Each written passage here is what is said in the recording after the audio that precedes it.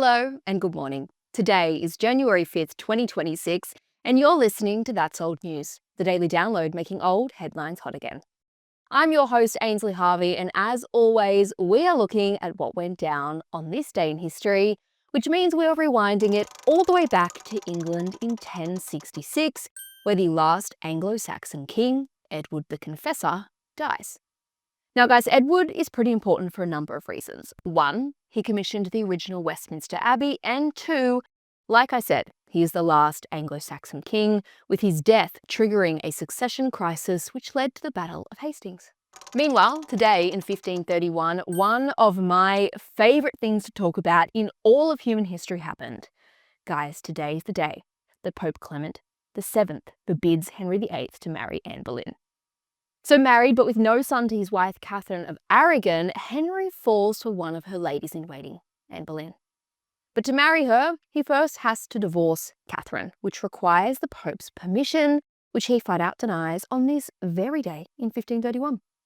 The move leads Henry to start the Church of England so he can marry and divorce who he pleases.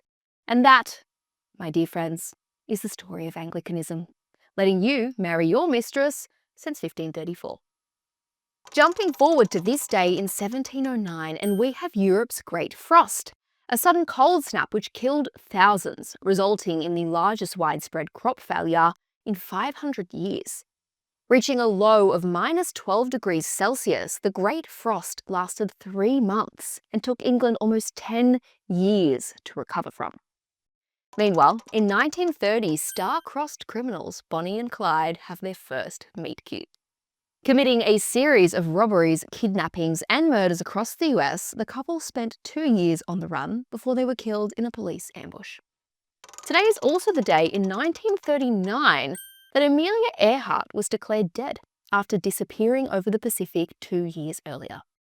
Attempting to fly around the entire world, she vanished, prompting a massive search, and with no wreckage found, authorities had no choice but to declare the aviation superstar's death.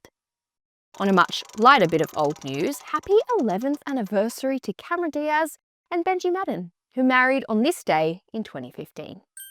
And that is old news from this day in history. I'm Ainsley Harvey, and we'll see you right back here tomorrow.